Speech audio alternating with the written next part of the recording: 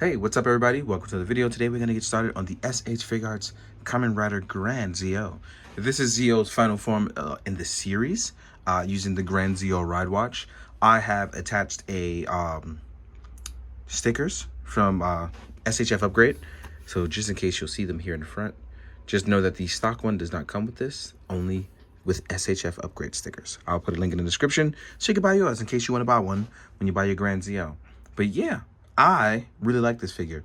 It's one of those things where it obviously there could be more, but it actually came out really nice. But again, it's one of those things where if you're not into the gold, if you're not into the amount of detail that went into it, even though it's not a perfect representation of it, I think they nailed it pretty close in terms of design. I would have liked the stickers on it, so I wouldn't have to buy SHF Upgrade stuff. Not that I don't want to support the homies. I just feel like at a certain price point, it's like you don't want to continue to skimp out on these kind of things. But that is what it is. That's neither here nor there. But in terms of how this figure came out in general, I really like the direction that this went in. Now, here we are with our look. Let's get a nice little bit of close-up here. And you can see we have riders all throughout it. And now, of course, they won't have all the crazy detail that it had in the show, which is a much larger 1/1 scale suit. It does look pretty cool for the fact that even though you can pretty much recognize the riders, right? So here we have Kuga, here we have Kiva, we have Deno.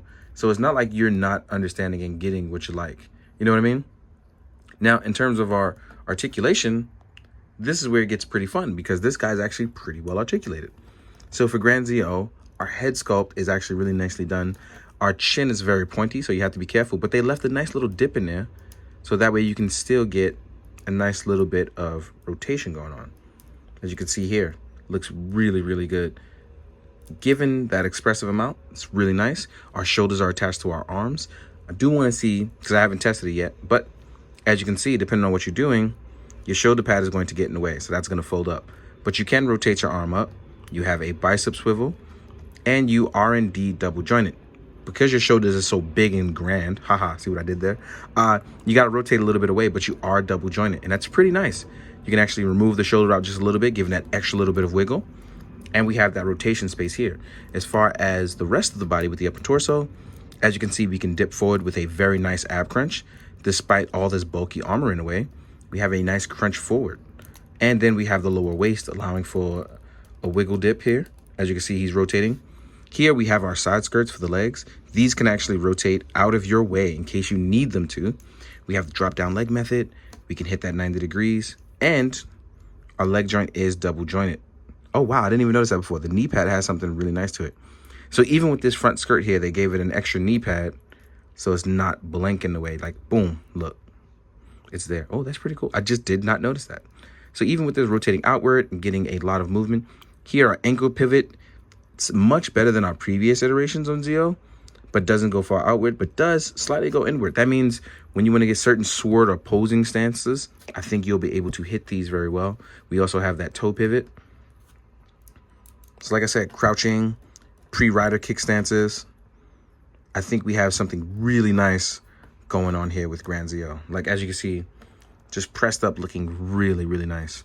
Now, we also have belt movement. So if you want to wiggle your belt a little bit, and we still have our gimmick of rotating our belt for our finishers. So you have that as well, too. So in terms of movement, even with all this bulky armor, Zio got the moves. Like, no. Like, look. Here we are, nicely posed up, looking really good, and a nice, cool pre-rider kick stance. This looks very nice, and it's very visual, and it's pretty solid. Like I said, you can lift the head up enough that there is more than enough space for this guy. Even as certain things look in the way, just looks really, really good. But again, if you don't want it, you don't need it, it doesn't have to be for you. Now, in terms of kick poses, though, that's actually a pretty important question. Let's see if you can hit a rider kick for our finisher. And yeah, rider kicking is not a problem. Let's see, side kicks. Let's actually rotate this backwards so we can dip our leg over just a little bit, right? So in terms of high kicks, technically we can get there, but we would have to rotate our plate out of the way so we can get high kicks, right? Ooh, we even have the, ooh, I like that they started adding these. You actually have all the foot designs now. Ah, that's such a nice addition. But yeah, so in terms of mobility, even with the way this armor is built, tons of movement, not too restrictive at all. And it does look pretty good. Again, unless you want to really shine up your gold and make it super shiny, I think that the way that they went with the gold is also nice too. Now, without further ado, we're going to jump into what he comes with. So let's get to that. Now, in terms of accessory, this guy is not going to come with a lot because he actually relies on the fact that you should have a lot of other SHF stuff. Mainly because Grand Zio can summon any other rider and any weapons they've ever used, like main rider-wise. So it's pretty cool that you can see that. So if you want to use other weapons, you can. If you want to use weapons from his previous forms, you can do that too. And it's pretty cool because the visuals on that are awesome. So let me adjust the camera ever so slightly and let's show you a bit. So here are Zio's weapons that you can use with him. These do not come with him, but you can use them. So, and the reason why I show them is because you'll get a set of hands. So here we are, and it's so much gold, I forgot. I need to change that focus. Here we are with our pointing hands, looking really cool. So you'll get the kind of like the shooting pointing hands. You will regularly get the regularly pointing hands, right? The single pointed ones. You will get open action palm hands. These can also be used for gripping your opponents. Then you will get two sets of different types of gripping hands. One being that of the trigger hand style. And these will also legit trigger hands, right? And then you'll also get sword holding hands. And the reason why I mention this is because, again, when you do like your weapons and weapons holding, here are the weapon holding hands, like sword ones, right?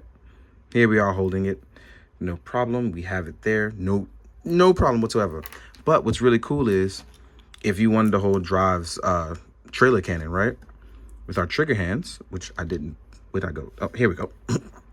We can actually do that now. So look, trailer cannon hit. Boom. Grand Zio with trailer cannon. Let's say you wanted to use Blade's King Form Blade. We can use our sword holding hand.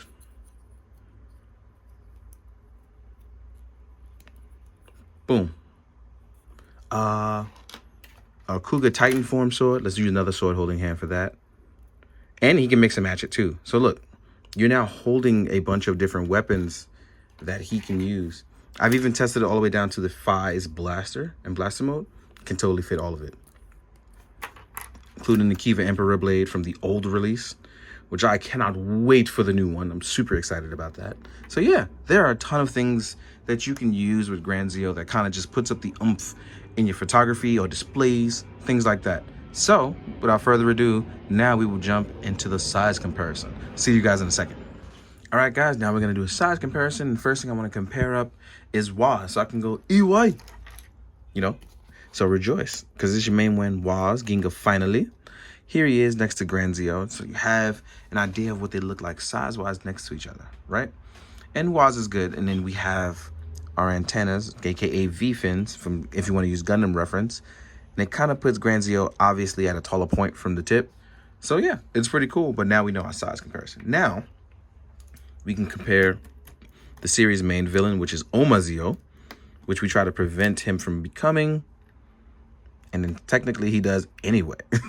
So here we are with these two looking really good. In case, let's actually stand you up just a slight bit better. You slouched a little bit. And here you go.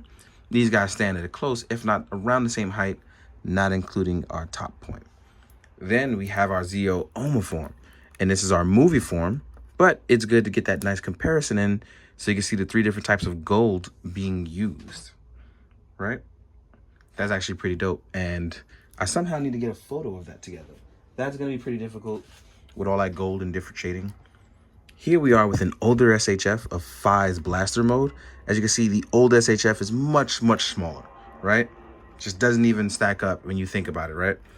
Here is Drive Type Trideron. He's also a little bit smaller, but the body's a little bit more up to date. As you know, that the further we get along with tech, especially the engineering with these guys, the larger we're starting to slowly get. Here is a Renewal Kuga. Up next to Grand Zio, looking really, really solid. I love this. I just love everything about this. Next, we have an articulated icon ninja.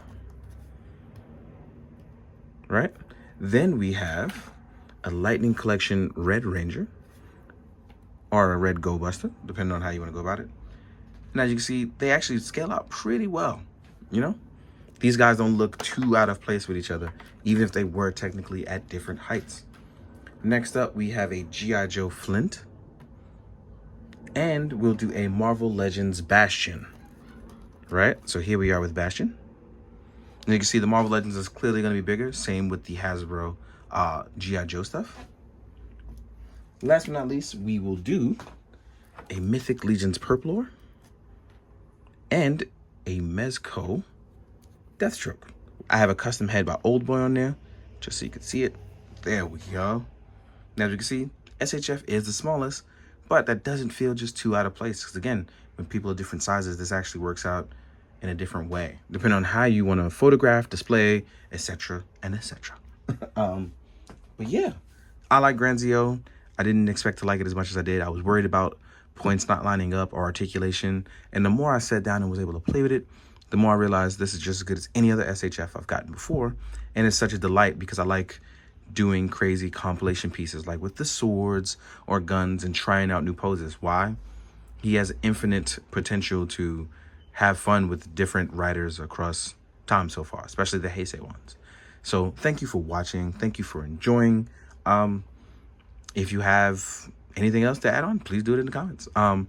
Again, thank you so much for always watching my stuff. I hope that you're treating yourself well. I hope that you're taking a break. And I hope that, you know, despite the hardships of the world right now, you're doing okay. As always, please be good, do good. Drink your water, guys. Bye.